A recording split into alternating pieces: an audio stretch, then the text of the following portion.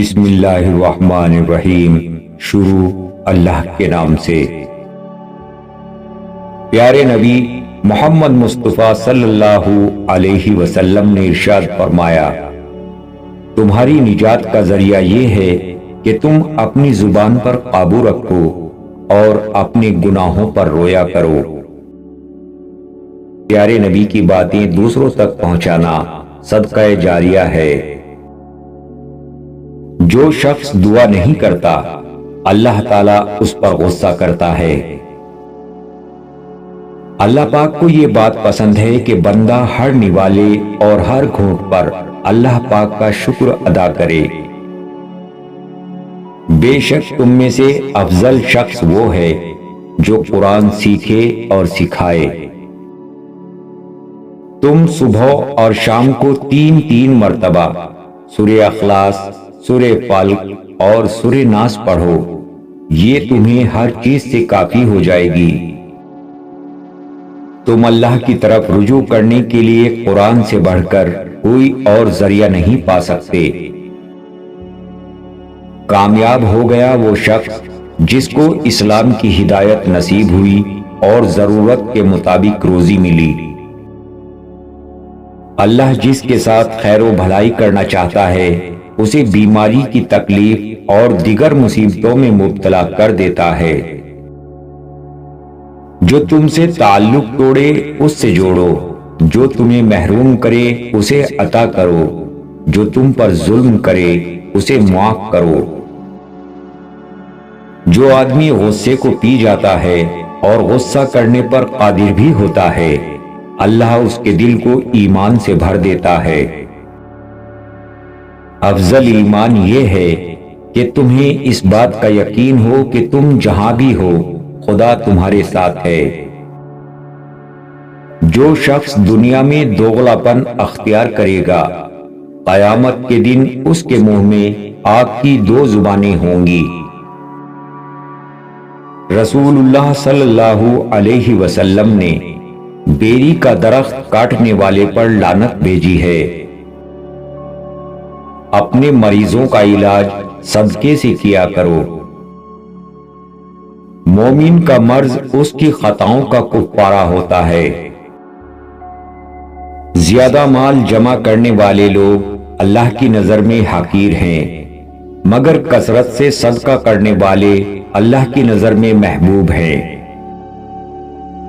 جس نے کسی مسلمان کو اس کے نام کے علاوہ کسی اور لفظ یعنی برے نام سے پکارا اس پر ملائکہ لعنت بھیجتے ہیں۔ دعا کے وقت چھینک آنا دعا کی قبولیت ہونے کی علامت ہے۔ اللہ تعالیٰ نے تم پر ماؤں کی نافرمانی کو حرام قرار دیا ہے۔ جو بغیر علم کے لوگوں کو فتویٰ دے اس پر فرشتے لعنت کرتے ہیں۔ اگر جھک جانے میں یعنی عاجزی اختیار کرنے سے تمہاری عزت گھٹ جائے تو قیامت کے دن مجھ سے لے لینا۔ جب اللہ تعالیٰ کسی بندے سے محبت فرماتے ہیں تو اسے نرم مزاج بنا دیتے ہیں۔ جنت میں ایسے لوگ داخل ہوں گے جن کے دل چڑیوں کی طرح نرم ہوں گے۔ جس نے فرض نماز کے بعد آیت الکرسی پڑھی وہ بندہ اگلی نماز تک اللہ کے ذمہ کرم پر ہے۔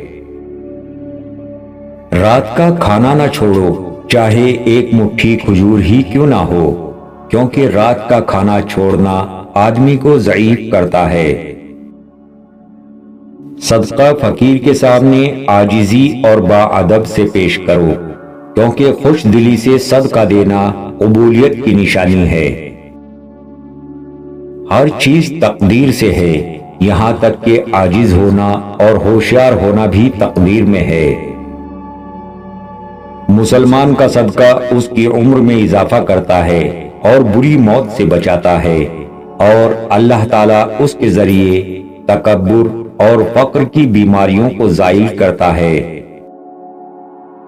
ایک روز حضرت جبرائیل علیہ السلام آپ صلی اللہ علیہ وسلم کے پاس آئے اور کہا کہ میں دنیا کے سارے درختوں کے پتے گن سکتا ہوں، پانی کے قطرے اور ریت کے سارے ذرے گن سکتا ہوں، لیکن اس پر اللہ تعالیٰ کی رحمتوں کی تعداد نہیں گن سکتا جو آپ صلی اللہ علیہ وسلم پر درود بھیجتا ہو۔ جو کسی مسلمان کو ایسی جگہ ذلیل کرے گا جہاں اس کی عزت کی جاتی ہے تو اللہ اسے ایسی جگہ ذلیل کرے گا جہاں اسے اللہ کی مدد کی ضرورت ہوگی۔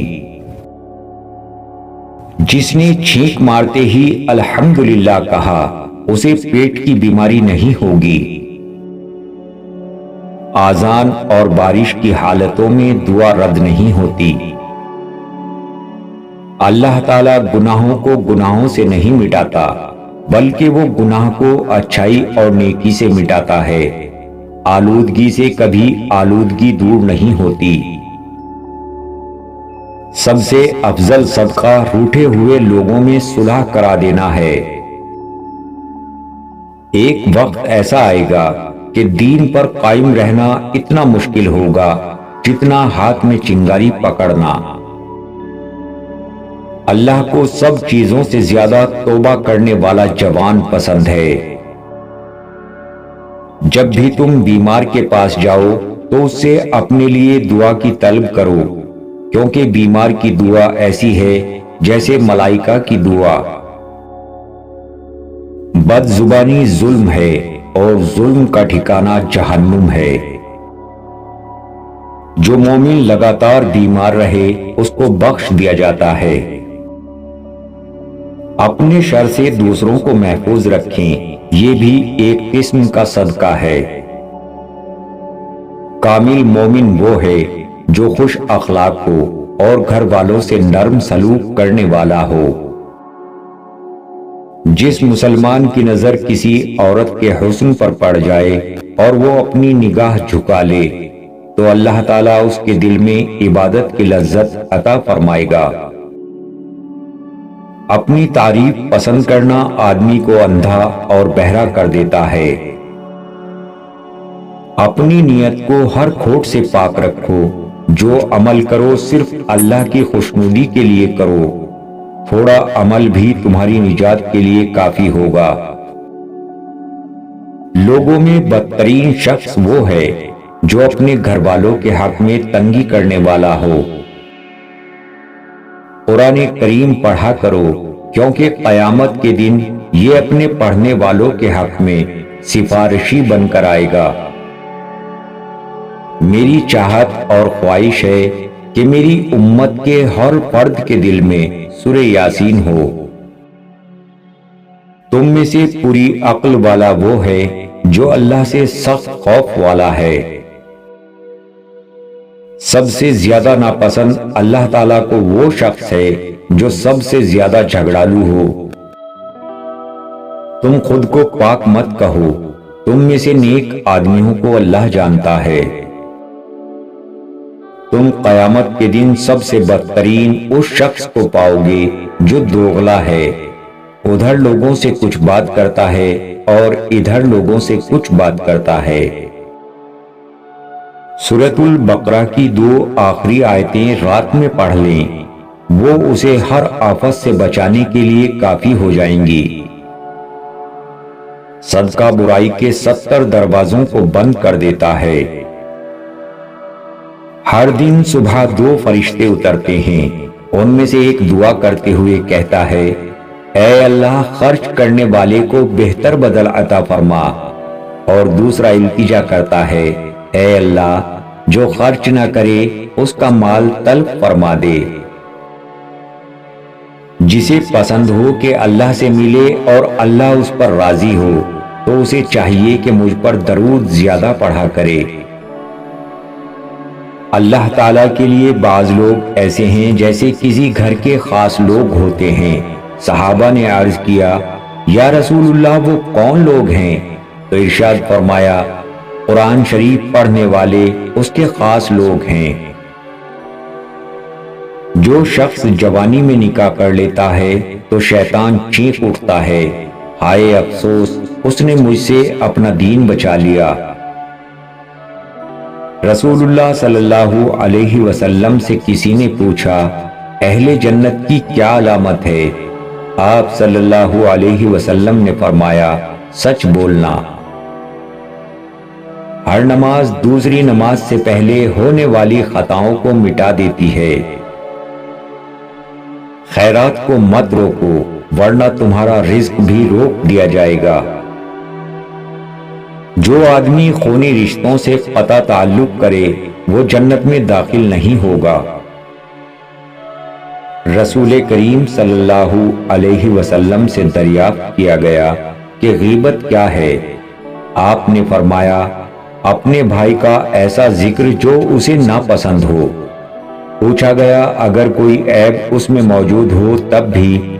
آپ نے فرمایا اگر کسی شخص میں کوئی عیب ہو اور تم اسے بیان کر دو تو وہی تو غیبت ہے، ورنہ تم نے اس پر بہتان لگایا۔ جو سلامت رہنا چاہے وہ اپنی زبان کو محفوظ رکھے۔ جو عورت اپنے شوہر کی فرما بردار ہو اس کے لیے پرندے ہواؤں میں، مچھلیاں دریا میں، فرشتے آسمانوں میں، درندے جنگلوں میں استغفار کرتے ہیں۔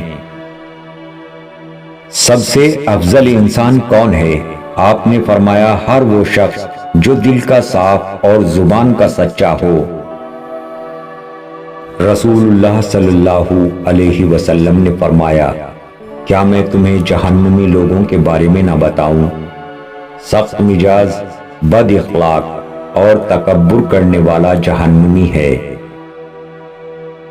جو کوئی کسی کا قصور معاف نہیں کرتا تو اللہ تعالیٰ بھی اس کا قصور معاف نہیں کرے گا۔ مسلمان کی ناحق بے عزتی کرنا سود کھانے سے بھی بڑا گناہ ہے۔ پیارے نبی کی باتیں دوسروں تک پہنچانا صدقہ جاریہ ہے۔